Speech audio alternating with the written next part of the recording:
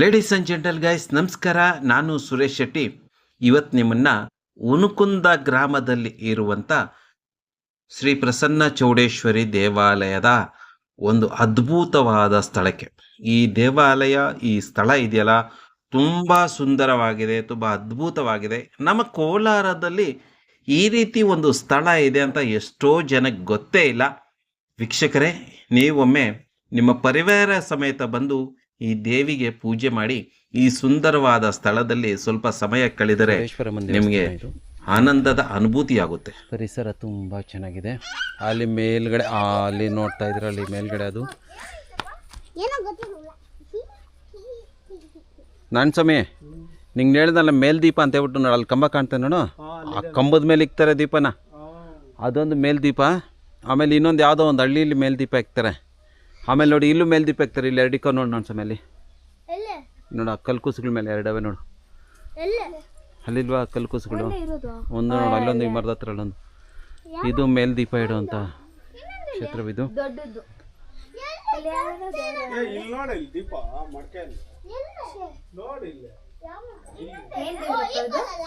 ಈ ಚೌಡೇಶ್ವರಿ ದೇವಸ್ಥಾನ, ಚೌಡೇಶ್ವರಿ ಅಮ್ಮನವ್ರನ್ನ ನಮ್ಮ ಕೋಲಾರದಲ್ಲಿ ಹಿಂಗೆ ಪ್ರಕೃತಿ ಒಂದು ಕಲ್ಲು ಇಲ್ಲ ಉತ್ತ ಥರ ಇಟ್ಟು ಪೂಜೆ. ಕೆಲವು ಸರಿ ಅದೇ ಉದ್ಭವ ಆಗಿರ್ತಾರೆ, ಉದ್ಭವ ಪೂಜೆ ಮಾಡ್ತಾರೆ. ಉತ್ತರ ಬಾಕಲು ಇದು. ಕೆಲವು ಸರಿ ಉದ್ಭವ ಮೂರ್ತಿಗಳು ಜಾಸ್ತಿ ಇರ್ತವೆ.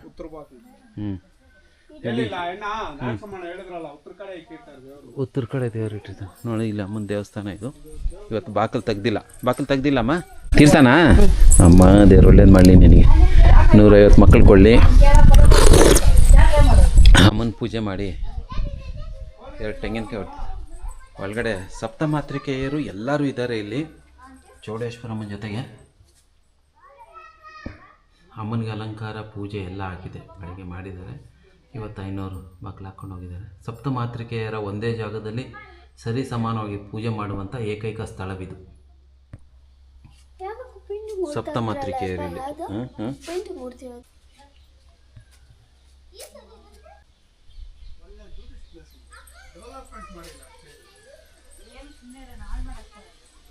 ಖುಷಿ ಇಟ್ಕಮ್ಮ ಮನ ನೀನು ಹೋಗ ಕಡೆ, ನೀನೇ ಗಂಡು ಮಗು, ನೀನೇನು ಕೊಟ್ಟಿ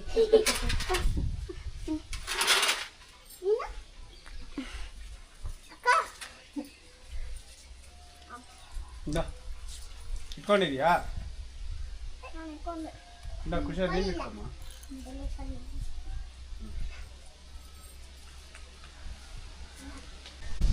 ಗಲೀಜು ಮಾಡಬೇಡಿ. ತುಂಬ ಪ್ರಶಾಂತವಾಗಿ ಪ್ರಸಿದ್ಧ, ತುಂಬ ಚೆನ್ನಾಗಿದೆ ಇಲ್ಲಿ ಜಾಗ, ಸ್ವಚ್ಛಂದವಾಗಿದೆ. ಯಾವುದೇ ಕಾರಣಕ್ಕೂ ಇಲ್ಲಿ ಬಂದು ಗಲೀಜು ಮಾಡಬೇಡಿ. ಈ ಸಿಟಿಗಳು ಬರೋ ಜನ ಎಲ್ಲ ತಂದು ಇಲ್ಲೇ ಬಿಸಾಕ್ಬಿಟ್ಟು ಹೋಗ್ಬಿಟ್ಟು ಗಲೀಜು ಮಾಡಿಬಿಡ್ತಾರೆ. ದಯವಿಟ್ಟು ಈ ಪವಿತ್ರತೆ, ಈ ಶುದ್ಧತೆ, ಈ ಜಾಗವನ್ನು ಇದೇ ರೀತಿ ಕಾಪಾಡ್ಕೊಳ್ಳಿ. ಬನ್ನಿ, ಚೆನ್ನಾಗಿದೆ ವಾತಾವರಣ. ನೀವು ಬೆಂಗಳೂರಿಂದ ಬಂದರೆ ನಿಮಗೆ ಒಂದು ಒಳ್ಳೆ ಪೂರ್ತಿ ಒಂದು ಸಂಡೇ ಪೂರ್ತಿ ಒಳ್ಳೆ ಚೆನ್ನಾಗಿರುತ್ತೆ. ನಿಮಗೆ ಒಳ್ಳೆ ವಾತಾವರಣ, ಪ್ರಶಾಂತವಾಗಿದೆ. ಅಮ್ಮ ಬಾಳೆಹಣ್ಣು ತಂದ? ಸೂಪರಮ್ಮ. ನೋಡು, ನಮಗೆ ಬಯಸದೇ ಬಂದ ಭಾಗ್ಯ, ಪ್ರಸಾದ, ತೀರ್ಥ, ದರ್ಶನ ಎಲ್ಲ ಸಿಕ್ತು. ಧನ್ಯವಾದಗಳಮ್ಮ, ನಿಂಗೆ ಒಳ್ಳೇದಾಗಲಿ. ಬಂದಿದ್ದೀವಿ ಊರೊಳಕ್ಕೆ. ಸಂಕ್ರಾಂತಿ ಹಬ್ಬಕ್ಕೆ ಬರೋದು, ಜಾತ್ರೆ ನೋಡೋದು, ಊಟ ತಿನ್ನೋದು, ಪಾರ್ಟಿ ಮಾಡೋದು. ಹೌದಾ? ಈ ಊರಲ್ಲಿ 3 ವಿಶೇಷಗಳು ನೋಡಿಲ್ಲ ನೀನು? ಚೌಡಪ್ಪನೂ ಇನ್ನೊಬ್ಬ ಮಂಜಣ್ಣ ಅಂತಿದ್ದ ನೋಡೋ. ಅಲ್ಲ, ಇದೆಲ್ಲ ನೋಡೇ ಇಲ್ಲ ನೀನು? ಅವನು ಕರೆದಿಲ್ಲ ಇವತ್ತು, ಅವ್ನು ಹೇಳ್ತಾನೆ ಇರಲಿಲ್ಲ. ನೋಡಿ ಎಷ್ಟು ಪವಿತ್ರವಾಗಿದೆ. ಕಾಯಿ ಒಂಚೂರು ಕೊಡಮ್ಮ ತಿನ್ನೋಣ.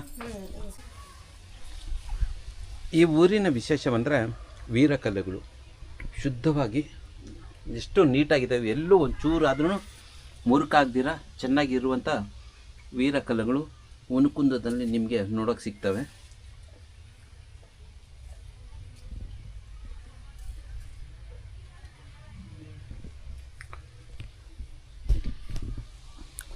ಈ ವೀರನ 2 ಕಲ್ಲುಗಳಲ್ಲೂ ಆಯುಧಗಳಿದ್ದಾವೆ. ವೀರಗಚ್ಚೆ ಹಾಕಿದ್ದಾನೆ. ಇವನು ಶ್ರೇಷ್ಠ ಇರ್ಬೋದು, ಯಾರೋ ದೊಡ್ಡ ವ್ಯಕ್ತಿ ಇರ್ಬೋದು. ಅದಕ್ಕೆ ಒಂದು ಮಂಟಪ ಹಾಕಿ ಮಂಟಪದ ಕೆಳಗಡೆ ಕುಂಡ್ರಿಸಿದ್ದಾರೆ. ವೀರಗಚ್ಚೆಯಲ್ಲಿ ನಿಂತಿರುವಂಥ ವೀರಕಲ್ಲು, ಶಸ್ತ್ರಗಳು ಹಿಡ್ಕೊಂಡಿದ್ದಾನೆ ಅಂದರೆ ಇನ್ನು ಇಲ್ಲಿ ವೀರ ಮರಣ ಹೊಂದಿರ್ಬೋದು ಅಂತ ನನಗೆ ಗೊತ್ತಿಲ್ಲ. ಅದ್ರ ಬಗ್ಗೆ ನಾನು ಕೇಳ್ಬಿಟ್ಟು ಹೇಳ್ತೀನಿ ನಿಮಗೆ. ಚೆನ್ನಾಗಿದೆ. ಇನ್ನೂ ಇಲ್ಲೊಂದು ಅಷ್ಟಿದ್ದಾವೆ. ಇವೆಲ್ಲ ಹಳೆವಾಗ ಬಿದ್ದೋಗ್ಬಿಟ್ಟಿದೆ ಈ ಕಲ್ಲುಗಳಲ್ಲಿ. ಇಲ್ಲಿ ಸತಿಪತಿಯರಿದ್ದಾರೆ, ಇಬ್ಬರಿದ್ದಾರೆ ಇಲ್ಲಿ. ಈ ಸತಿ ಪತಿ ಇರೋದಕ್ಕೆ ಯಾಕೆ ಅಂತ ಗೊತ್ತಿಲ್ಲ ಇನ್ನು.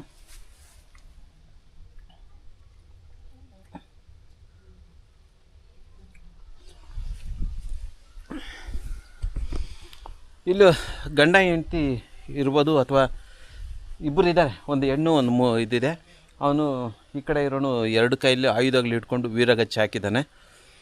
ಇದು ತುಂಬ ಪವಿತ್ರವಾದ ಸ್ಥಳ. ಇನ್ನೂ ಒಂದಷ್ಟು ಇಲ್ಲಿದ್ದಾವೆ, ನೋಡೋಣ ಬನ್ನಿ. ಇದು ಸಮಾಧಿಗಳ ಒಂದು ಭಾಗ ನೋಡಿ. ಹಿಂಗೆ ರೌಂಡ್ ಹಾಕಿದ್ದಾರೆ, ಹಿಂಗೆ ರೌಂಡಿಗೆ ಹಾಕಿದ್ದಾರೆ ನೋಡಿ, ಇಲ್ಲಿ ತಂದಿದೆ. ಇದು ಒಂದು ಚಕ್ರ. ಇದು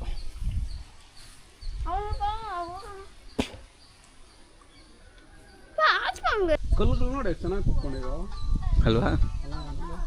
ಎಲ್ಲ ಚೆನ್ನಾಗಿ ಇದೆಲ್ಲ ವೀಡಿಯೋ ಮಾಡೋ ಈ ಪ್ಲೇಸ್ ಮಾತ್ರ ಹಿಂಗೆ ಮಾಡಿ ಹಿಂಗೆ ಮಾಡ್ರಿ, ಎಲ್ಲರೂ ನೋಡ್ಕೊಂತಾರೆ. ಬಟ್ ಜನಕ್ಕೆ ಸರಿಯಾಗಿ ಗೊತ್ತಿಲ್ಲ. ಇಲ್ಲಾಂದ್ರೆ ಇಷ್ಟು ಮಾತ್ರ ರಾಜಕೀಯ ಬಂದು ಜನಗಳು ಬಂದರೆ ಗಲೀಜು ಮಾಡಿಬಿಡ್ತಾರೆ ಅನ್ನೋ ಒಂದು ಭಯ ನನಗೆ. ಪ್ಲಾಸ್ಟಿಕ್ ಎಲ್ಲ ತಂದು ತುಂಬಿಸ್ಬಿಡ್ತಾರೆ ಅಂತ. ಪ್ಲಾಸ್ಟಿಕ್ ಇಲ್ಲ ಜಾಸ್ತಿ ಇಲ್ಲ. ನಿಮಗೆ 360 ಡಿಗ್ರಿ ತೋರಿಸ್ತಾ ಇದ್ದೀನಿ. ಈ ಪರಿಸರ ಹೆಂಗಿದೆ ಅಂತ ನೋಡ್ಕೊಂಬಿಡಿ ಒಂದು ಸರಿ ಕ್ಲೀನಾಗಿ. ಇದು 360 ಡಿಗ್ರಿ ಒಂದು ರೌಂಡ್ ಹಾಕಿ ತೋರಿಸಿದ್ದೀನಿ ನಿಮಗೆ. ಎಷ್ಟು ಚೆನ್ನಾಗಿದೆ ಇದು ಪರಿಸರ ನೋಡಿದ್ರಲ್ಲ. ಮತ್ತೊಮ್ಮೆ ನಿಧಾನಕ್ಕೆ ತೋರಿಸ್ತೀನಿ ಈ ಪರಿಸರ ಹೆಂಗಿದೆ ಅಂತ. ರಜೆ ದಿನ ಬಂದಾಗ ನಿಮಗೆ ಚಳಿಗಾಲದಲ್ಲಿ ಮಳೆಗಾಲದಲ್ಲಿ ಬಂದರೆ ನಿಮಗೆ ಇದು ತುಂಬ ಚೆನ್ನಾಗಿರುವಂಥ ಜಾಗ. ಹೀಗೆಲ್ಲ ಇದೆ.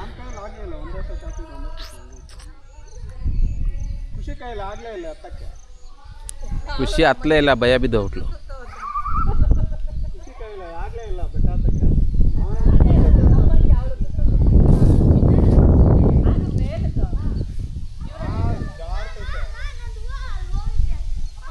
ಸೊ 360 ಡಿಗ್ರಿ 2 ಸರಿ ಹಾಕ್ಬಿಟ್ವಿ ನಾವು.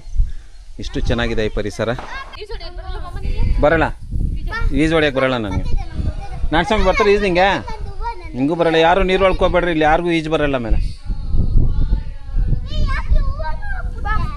ಈ ಕಡೆ ಇದ್ದಿದ್ದು ಬಿದ್ದೋಗ್ಬಿಟ್ಟಿದೆ. ಈ ಕಡೆ ಗೋಡೆ ಬಿದ್ದೋಗ್ಬಿಟ್ಟಿದೆ.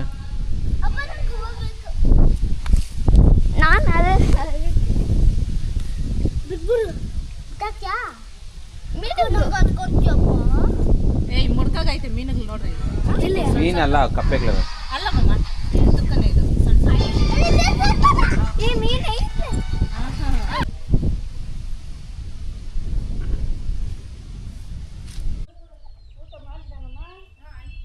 ಇವಾಗ ನೀವೇನು ನೋಡ್ತಾ ಇದ್ರೆ ಒಳ್ಕಲ್ಲುಗಳು.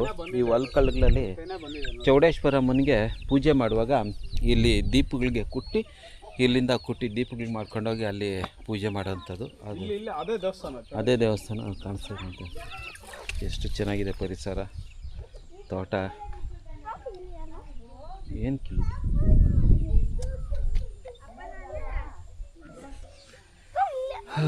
ತುಂಬ ಚೆನ್ನಾಗಿದೆ ಪರಿಸರ. ಹೊಡಿತದ ಅವ್ರಮ್ಮ, ಅವರಮ್ಮ ಹೊಡಿತಾಳೆ.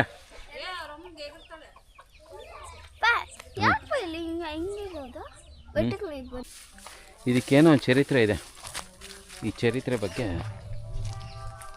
ಹೆಂಗಿದೆ ನೋಡಿ. ನಿಲ್ಲು ಕಲ್ಲು ಅಂತವೆ. ಹೆಂಗಿದೆ ಕಲ್ಲು, ಹೆಂಗೆ ಎತ್ತಿಕ್ಕಿರಪ್ಪ ಈ ಕಲ್ಲನ್ನ. ಹೆಂಗೆ ಎತ್ತಿಕ್ಕಿರ್ಬೋದು ನೋಡಿ ಕಲ್ಲನ್ನ.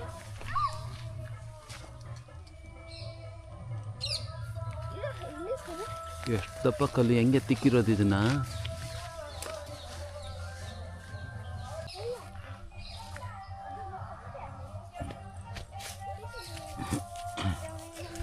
ಹೆಂಗಿದೆ ನೋಡಿ ನಾನು ಸ್ವಾಮಿ ಕಲ್ಲು, ಹೆಂಗೆ ನಿಲ್ಸಿದ್ದಾರೆ ನೋಡಿ. ಇದು ಎಷ್ಟು ದೊಡ್ಡದಾಗಿದೆ ನೋಡಿದು. ನಾನು ಏನೋ ಮಾಮೂಲಿ ಕಲ್ಲು ಅಂದ್ಕೊಂಡಿದ್ದೆ, ಇಷ್ಟು ದೊಡ್ಡದಿದೆ ನೋಡಿ. ಇದು ಇಲ್ಲಿಂದ ಅಲ್ಲಿಗೆ ಜಂಪ್ ಮಾಡಿರೋದು. ಅವ್ರು ಹೇಳಿದರು 700 ಒಬ್ಬ ಅಗಸ 700 ಬಟ್ಟೆಗಳನ್ನ ಎತ್ಕೊಂಡು ಜಂಪ್ ಮಾಡಿದ್ದಾನಂತೆ ಆ ಕಲ್ಲಿಂದ ಈ ಕಲ್ಲಿಗೆ. ನೋಡಿ ಇಲ್ಲಿಂದ ಅಲ್ಲಿಗೆ ಎಗರಿರೋದು. ಹೆಂಗೆ ಇದನ್ನೇ ಹೆಂಗೆ ಎಗರಿದ್ರೆ ಹೆಂಗೆ ಜಂಪ್ ಮಾಡಿದ್ರು ಅಂತ ಇದು ಅದು ಅವ್ರು ಹೇಳ್ತಾಯಿದ್ರು. 700 ಬಟ್ಟೆಗಳನ್ನ ಎತ್ಕೊಂಡು ಜಂಪ್ ಮಾಡ್ದ ಅಗಸ ಅಂತ ಹೇಳ್ಬಿಟ್ಟು. ಅದು ಸ್ಟೋರಿ ಇವೆರಡೂ. ನನಗೇನೋ ಕ್ಲಾರಿಟಿ ಬರ್ತಾಯಿಲ್ಲ ಅದ್ರ ಬಗ್ಗೆ ಅಲ್ವಾ. ಅವ್ರ ಕತೆ ಹೇಳಿದ್ದೇನೋ ಅರ್ಥ ಆಯ್ತು ನಿಮಗೆ. ಅದಕ್ಕೆ ಇದಕ್ಕೇನೋ ಗೊತ್ತಾಗ್ತಾಯಿಲ್ಲ ನನಗೆ. ಈ ಪರಿಸರದಲ್ಲಿ ಇವೆರಡು ಕಲ್ಲುಗಳನ್ನ ಊಣಿರೋಂಥದ್ದು. ಅಲ್ಲಿ ನೀವು ನೋಡ್ತಾ ಇದ್ರಲ್ಲಿ ಎಷ್ಟು ದೊಡ್ಡ ಕಲ್ಲುಗಳು. ಎಲ್ಗೆ ಬೇಡ ಹೋಗಿದ್ರಲ್ಲ ಅವಾಗ ಎಲ್ಲ ಬಂದ್ರೆ ಅಲ್ಲ ಹೋಗಿ ನೋಡಿದ್ವಿ ಕಲ್ಲುಗಳು. ಈ ಕಲ್ಲುಗಳು ನೋಡಿದ್ರೆ ಕುಡುಂಬ ಬಂದಿದ್ಯಂತೆ. ಇವಾಗ ಕುಡುಂಬ ತಿನ್ನೋಣ. ಇವಾಗ ನಮಗೋಸ್ಕರ ಕುಡುಂಬ ಇಲ್ಲಿದೆ ನೋಡಿ. ಇಲ್ಲಿ ಕುಡುಂಬ ತಿಂತಾ ಇದ್ದಾರೆ ಇವರು. ಕುಡುಂಬ ಚೆನ್ನಾಗಿದೆ ಕುಡುಂಬ.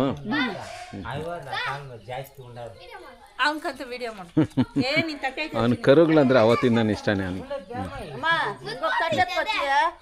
ಚೆನ್ನಾಗಿದೆ ಪುಟ್ಟ ಕುಡುಂಬ.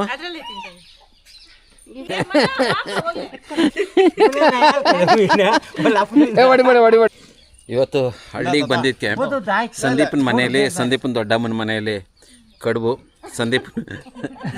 ಸಂದೀಪನ ಮನೆಯಲ್ಲಿ ಅನ್ನ ರಸ ಹಪ್ಪಳ ತಿಂದ್ವಿ. ತುಂಬ ಚೆನ್ನಾಗಿತ್ತು ರಸಮ್ ಎಲ್ಲನೂ.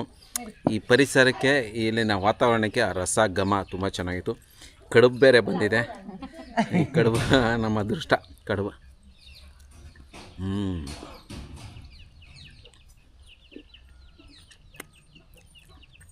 ಬೆಲ್ಲ, ಹೂರ್ಣ, ಆ ಬೆಲ್ಲದ ಕರುಮ್ ಹತ್ರ ಸಿಕ್ಕೋದು ತುಂಬ ಚೆನ್ನಾಗಿದೆ.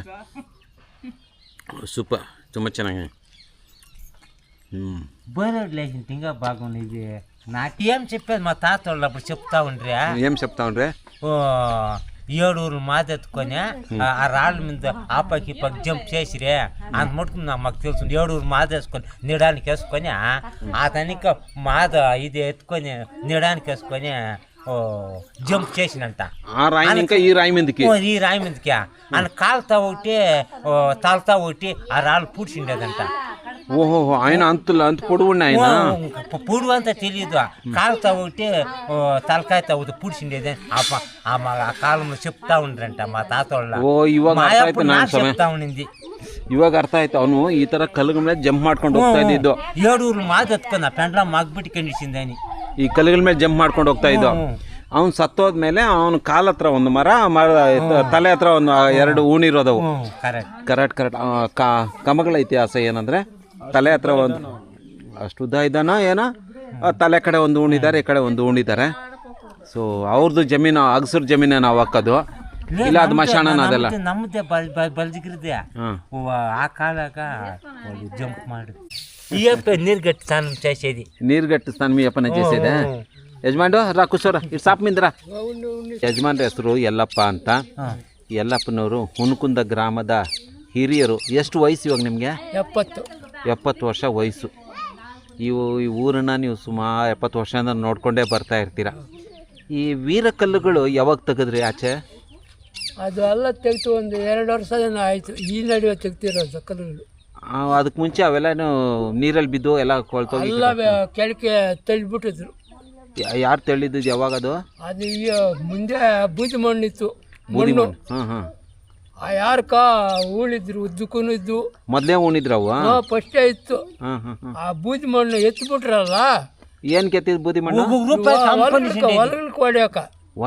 రూపాయికి అమ్ముకొని బూర్ది మొన్న మన ಇರುತ್ತಾರ ಅವಾಗ ಮಾರ್ಕೊಂಡ್ಬಿಟ್ಟಿರೋದು. ಆಮೇಲೆ ಅದ ಕಲ್ಲುಗಳೆಲ್ಲ ತಳ್ಳಿಬಿಟ್ಟವ್ರೆ. ಎಲ್ಲ ತಳ್ಳಿಬಿಟ್ಟು ಬಿದ್ದಾಕ್ಬಿಟ್ಟು. ಅದು ಯಾರು ಗಂಡಸಿಲ್ಲ. ಅವ್ರು ಯಾರು ಬಂದು ನೋಡ್ಸಿ ಈ ಥರ ಒಂದು ಹೇಳಿ ಆತನೆಲ್ಲ ಕಲ್ಲುಗಳೆಲ್ಲ ತಂದು ನಿಲ್ ಮಾಡಿಸಿ ಇದು ಸರ್ಪ್ ತಂದು ನೀನ್ಗೆಲ್ಲ ಹೊಡೆದು ದೇವ್ರುಗಳು ಎಲ್ಲ ಮೋರಿ ನೀರು ಹೋಗಿ ಬಿದ್ದೋಗ್ಬಿಟ್ಟಿದ್ವಾ? ಮೋರಿ ನೀರೆಲ್ಲ ಹೋಗ್ತಾ ಇತ್ತು ಹೊಲ್ದಾಗೆ ಗಲೀಜ್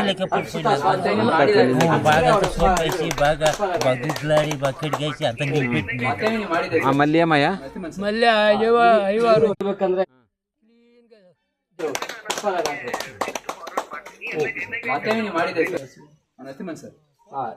ಇವರು ನಮ್ಮ KR ನರಸಿಂಹನ್ ತುಂಬಾ ಹಿರಿಯರು. ನಾವ್ ಹೇಳ್ಬೇಕಂದ್ರೆ ಅವರ ಪಾದಗ್ರಹಣ ನಮ್ಮ ಗ್ರಾಮಕ್ಕೆ ಬಹಳ ಅದೃಷ್ಟವಾದದ್ದು. ಬಹಳ ವೀರಗಲ್ಲುಗಳು ಮತ್ತೆ ಅದನ್ನ ನೋಡ್ಬೇಕಂತ ತುಂಬಾ ಹೃದಯದಿಂದ ಅವರು ಏಜ್ ಆಗಿದ್ರು ಸಹ, ವಯಸ್ಸಾಗಿದ್ರು ಸಹ ಬರೋದಕ್ಕೆ ಪ್ರಯತ್ನ ಮಾಡಿ ನಮ್ಮ ಗ್ರಾಮಕ್ಕೆ ಬಂದಿದ್ದಾರೆ. ಏನ್ ನಮ್ಮ ಗ್ರಾಮ ದೇವತೆಗಳು ಸಪ್ತಮಾತೆಯರು ಮತ್ತೆ ನಮ್ಮ ಸೋಮೇಶ್ವರನವರ ಆಶೀರ್ವಾದದಿಂದ ಅವರು ಆಯುರ ಆರೋಗ್ಯ ಕೊಡ್ಲಿ. ಮತ್ತೆ ಬೇಕಾಗಿರೋದು ನನಗೆ. ಮತ್ತೆ ನನಗೆ ಈ ವೀರಗಳು ನೋಡೋದಕ್ಕೆ ಅವರು ಅಷ್ಟು ದೂರದಿಂದ ಬಂದಿರ, ಅದಕ್ಕೆ ನಮ್ಮ ಪಂಚಾಯಿತಿ ಪರವಾಗಿ ಹಾಗೂ ನಮ್ಮ ವಿಶೇಷವಾಗಿ ನಮ್ಮ ಅಧ್ಯಕ್ಷರು ಮತ್ತೆ ನಮ್ಮ ಪಂಚಾಯತ್ ಪರವಾಗಿ ಹಾಗೂ ಗ್ರಾಮದ ಹಿರಿಯರ ಪರವಾಗಿ ಅವರಿಗೆ ಸ್ವಾಗತವನ್ನ ಬಯಸ್ತಾ ಇದ್ದೀನಿ.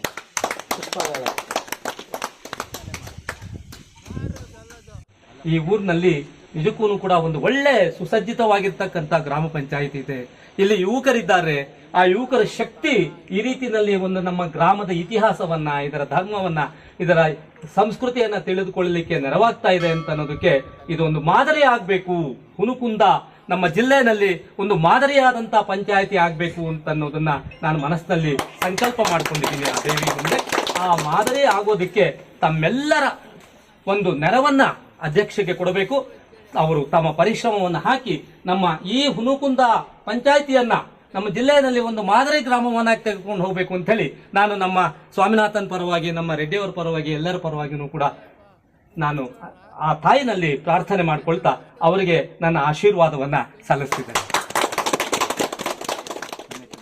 ಈಗ ನಾವು ಏನ ಈ ನೀರು ಕಟ್ಟಿನ ಗದ್ದಿವ ಕೊಯ್ತಂದಾಗಿ ಬಂಗಾರವಲ್ಲ ಇದು ಮಾಡಿ ಅಂದಿದ್ದೆ. ಅದು ಬಂಗಾರ ಇತ್ತು ಅಂತ ಗೊತ್ತಾಯ್ತಾ? ಬಂಗಾರ ಐತೆ ಅಂದೆ, ಅದು ಅಲ್ಲಿ ಮಾಡಿರೋದು. ಆತ್ನ ನೀರ್ಗಟ್ಟಿಗೆ ನೋಡ್ಕೊಂಡಿಲ್ಲ. ಆತ್ನ ತಿಳಿದು ಅವ್ರು ತಿಳಿದಲ್ಲ. ಬಂಗಾರ ಹೆಂಗಿತ್ತು ಅದು? ಒಳಗಡೆ ಇತ್ತು ಅದು. ಒಳಗಡೆ ಅದು ಪಟ್ಟ್ಯಾಗೆ ಇದ್ದಾಗಿದೆ. ತೆನೆ ಬಂದಿರಲಿಲ್ಲ ಮ್ಯಾಕ. ತೆನೆ ಬಂದಿರಲಿಲ್ಲ. 500 ತೆನೆಗೆ ಬಂದ್ಬಿಟ್ಟದೆ. ನೆಲ್ಲು ಚೆನ್ನಾಗಿ ಕಾಣಿಸ್ತಾ ಇದೆಯಲ್ಲ. ಇದು ಬರಲ್ಲ. ಐನು ಪ್ಲಾನ್ ಮಾಡ್ಬಿಟ್ಟು ಈ ಬಂಗಾರದ್ದು ಎಲ್ಲ ಆತ್ನೇ ಕುಯ್ಕೊಂಡದ್ನ ಯಾರು ಕುಯ್ಕೊಟ್ಟಿದ್ದ? ಆತ್ನೇ ಇನ್ನು ಬೇರೆಯವ್ರು ಕೊಡ್ತಾನೆ. ಆತ್ನ ಈಸ್ಕೊಂಡೋಗಿ ಏನ್ ಮಾಡ್ದ? ಆತ್ನ ಏನೋ ಮಾಡ್ಯದು ಇದು ಮಾಡ್ಯಂದು ಬಂಗಾರವಲ್ಲ ಬಿಡ್ಸಂದು. ಬಂಗಾರ ಬಿಡ್ಸ್ಕೊಂಡ? ಬಿಡ್ಸಂದು ಆತ್ನು ಇದು ಮಾಡ್ಯಂದು. ಈ 500 ಗದ್ದಿಲಲ್ಲ ಈತನಕ ಮಕ್ಕಳು ಸಾಕ್ಯನ ಅಂದಿದ್ದೆ. ಈತನು ಕೊಡ್ತು. ಆಮೇಲೆ ಏನಾಯ್ತು? ಅಷ್ಟು ಮಾತ್ರ ಗೊತ್ತಪ್ಪ ನನಗೆ. ಅನ್ಮ್ಯಾಕ ಏನೇನಾಯ್ತು ಏನು. ಆಮೇಲೆ ನನಗೆ ಯಾರೊಬ್ರು ಏನು ಹೇಳೋದು ಗೊತ್ತಾ? ಐನು ಎಲ್ಲ ಬಂಗಾರ ಬಿಡಿಸಿಟ್ಕೊಂಡ್ಬಿಟ್ಟಿದ್ನು. ಬಿಡಿಸಿಟ್ಕೊಂಡಾಗ ಕಳ್ರಿಗೆ ಗೊತ್ತಾಗೋಯ್ತು. ಐವಾರು ಇಂಟ್ಲ ಬಂಗಾರ ಪೆಂಡಿಂಡಟ ಎತ್ಪೆಟ್ಟಿನ ಅಂಟತ್ತೆ ಹೇಳ್ಬಿಟ್ಟು ಬಂಗಾರಗಳನ್ನ ಅದನ್ನ ಎತ್ಕೊಂಡು ಬೆಟ್ಟದ ಮೇಲೆ ಹೋಗಿ 7 ಜನ ಕೂತ್ಕೊಂಡು ಹಂಚ್ಕೊತಾ ಇದ್ರಂತೆ. ಎಲ್ಲ ಭಾಗಗಳಿಕ್ಕೊಂಡಿರತ್ತೆ. ಭಾಗಗಳಿಕ್ಕೊಂಡು ಎತ್ಕೊಂಡು ಹೋಗ್ಬೇಕು ಅನ್ನೋ ಟೈಮಿಗೆ ಮೇಲಿಂದ ಕಲ್ಲು ಬಿದ್ದು ಹೋಗ್ಬಿಟ್ಟು ಅರ್ಧ ಕಲ್ಲು ಪಾಳು ಬಿಟ್ಟು ಅದ್ರ ಮೇಲೆ ಬಿದ್ದೋಗಿ ಅಲ್ಲಿ ದೇವಸ್ಥಾನ ಹತ್ರ. ಅದೇನಾ ಅದು? ಅದೇನಾ ನಿಜನಾ ನಾನು ಹೇಳಿದ್ದು? ಅದು ಪಾಳು ಬಿಟ್ಬಿಟ್ಟು ಅವ್ರ ಮ್ಯಾಗ ಬಿದ್ದೋಗ್ಬಿಟ್ಟು ಆ ಫೋಟೋಗಳು ಕೂಡ ಇಡ್ತಿರಲ್ಲ ಅಲ್ಲೇ. ಗುಟ್ಟಿಗೆ ಫೋಟೋಗಳು ಇಡ್ತಾರೆ ಅವ್ರವೇ ನಾವು. ಆವಾಗ ಈ ಮಣ್ಣು ಮಾಡಿಕೆಗಳಿದ್ದದ್ದು ಅವಾಗ. ಮಣ್ಣುವೆ ಆ ಮಾಡಿಕೆಗಳಾಗ ಹಚ್ಚಿಬಿಟ್ಟಾರೆ ಹೆಚ್ಚಂದಾಗಿ. ಅದೆಲ್ಲ ಬೂದಿ ಮಣ್ಣಾಗ ಅಲ್ಲೇ ಹೂಳು ಹಾಕಿಬಿಟ್ಟಾರೆ. ಎಲ್ಲ ಬೂದಿ ಮಣ್ಣು ಎತ್ತಿದ್ರೆ ಮಾಡಿಕೆಗಳಾಗ ಬಂಗಾರ ಸಿಗ್ತಾ ಇತ್ತು. ಕರ್ರಗ ಆ ಮಾಡಿಕೆಗಳಾಗ ಸಿಗ್ತಾ ಇತ್ತು. ಅದು ಬೆಳ್ಳಗಳು ಅರ್ದು ಈ ಮಣ್ಣೆಲ್ಲ ಎತ್ಬಿಟ್ರಲ್ಲ. ಅದೇನು ಮಾಡ್ತೀವಿ KGF ಅವರು ಬಂದ್ಬಿಟ್ರೆ ಇಂಥ ಮಳೆಗಾಲದಾಗ ಅದೇ ಕೆಲಸ ಅವ್ರದ್ದು.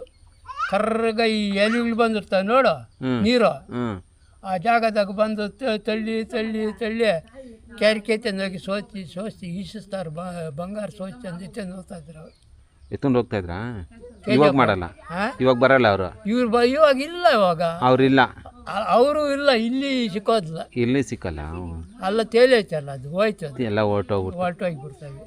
ಇದು ಈ ಹುನಕುಂದ ಗ್ರಾಮದ ಕತೆ. ಈ ಕತೆ ಬೇಕಾಗಿತ್ತು ನನಗೆ. ಕತೆ ಹೇಳಿದ್ರು ಸ್ವಾಮಿ, ಧನ್ಯವಾದಗಳು.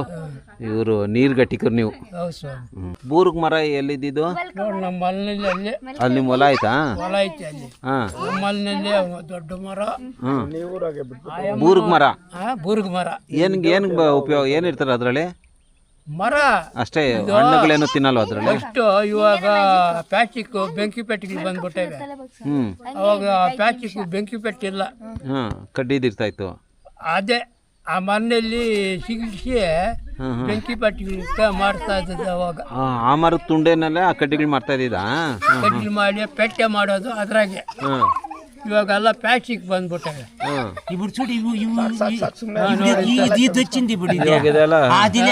ಗಡ್ಡಿ ತರ ಗಡ್ಡಿ ತರ ಅದು ಕಡ್ಡಿ ಅದು ಸಿಗ್ತದೆ, ಇವಾಗ ಸಿಗ್ತದೆ ನಮಗೆ ಕಡ್ಡಿ. ಆ ಮರದಲ್ಲಿ ಆ ಕಡ್ಡಿಗಳನ್ನ ಚಕ್ಕೆಗಳು ತೆಗಿತಾ ಇದ್ದಿದ್ದು.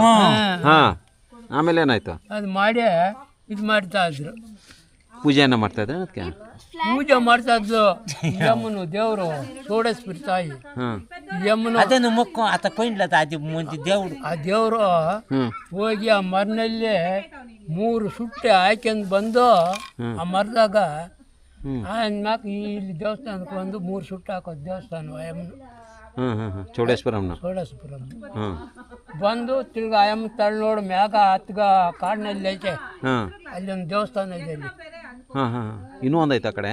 ಆ ಮ್ಯಾಕ ಕೆಜಪ್ ಕರ ಓಹೋ, ಅಡಿಕೆ ಅಲ್ಲೊಂದು ದೇವಸ್ಥಾನ ಐತೆ. ಆ ತಳಕ್ಕೆ ಹೋಗಿಬಿಡೋಣ ನೋಡಿ, ಇಷ್ಟು ಇವೆಲ್ಲ ನೋಡಿ ಅಲ್ಲಿಗೆ ಹೋಗಿಬಿಡೋಣ. ಇವಾಗ ಹೋಗ್ತಾಳ? ಇವಾಗ ಹೋಗಕ್ಕೆ ಅಯ್ಯಪ್ಪನ ಬಿದ್ದೋಗ್ಯವನಲ್ಲ, ಅಲ್ಲಿ ತಳ್ಳಿಬಿಟ್ಟವ್ರಲ್ಲ ಗೋಪಾಲ ಸ್ವಾಮಿಗೆ. ಹೌದು, ಹಂಗೂ ಆಗ್ಬಿಟ್ಟೈತೆ. ಇವಾಗ ಇಲ್ಲ, ಇವಾಗ ದರಿದ್ರ ಮುಚ್ಚದ ಕೊಂಪಿಕೆ. ಆ ದೇವಸ್ಥಾನ ಯಾವಾಗ ತಳ್ಳಿದ್ರ ಅವಾಗ ಅಯ್ಯಮ್ಮನ ತಳ ಇಲ್ಲಿ ಬರೋದಿಲ್ಲ. ಇವಾಗ ಪೂಜೆ ಮಾಡ್ತೀರಾ? ಎಲ್ಲೇ ಇಲ್ಲ, ಆ ಥರ ಪೂಜೆ ಗೋಪಾಲ ಸ್ವಾಮಿ ಗುಡ್ಲೆ ಅದು. ಅದು ಇವಾಗ ಮರ ಇಲ್ಲ ಅಂದ್ರೆ ಅಮ್ಮನ ಇವಾಗ ಬರಲ್ಲ ಆ ಕಡೆಗೆ. ಇಲ್ಲ, ಓ, ಹಂಗಾಗೋಗ್ಬಿಟ್ಟೈತೆ. ಅಲ್ಲಿಗೆ ಹೋಗ್ತಾಳ? ಅಲ್ಲಿಗೆ ಹೋಗ್ತಾಳೆ? ಇಲ್ಲ, ಅಲ್ಲಿಗೆ ಹೋಗ್ತಾರೆ ದೇವ್ರು. ಅಲ್ಲಿಗೆ ಹೋಗ್ತಾಳೆ. ಎಷ್ಟು ದೂರ ಆಯ್ತು ಅದು ಊರು? ಊರಲ್ಲ, ಕಾಡು. ಆ ಕಾಡಾಗೆ ಇರೋದು. ಆ ದೇವಸ್ಥಾನಕ್ಕೆ ಹೋಗ್ತಾಳೆ ಅಮ್ಮನು. ಇಲ್ಲಿ ನೋಡಿ ಒಂದು ಸುಟ್ಟು ಹಾಕ್ಯಂದು 2,000 ಮೈಲಿ ಆಗ್ತದೆ. ಅಲ್ಲಿ ಹೋಗಿ ದರ್ಶನ ಮಾಡ್ಕೊಂಡ್ ಬರ್ತಾಳೆ ಅಮ್ಮನ. ಅಲ್ಲಿ ಯಾವ ದೇವಸ್ಥಾನ ಇರೋದು? ಅಲ್ಲೇ ಅಯ್ಯಮ್ಮನೆ. ಆ ದೇವಸ್ಥಾನಕ್ಕೆ ಹೋಗಿ ಬರ್ತಾಳೆ. ಇದು ಕರೆದು ಹೇಳ್ತಾ ಇದ್ದು ಏನಂತ ಕರೆಯೋರು ಅವ್ರ ತಾತ ನಿಮಗೆ?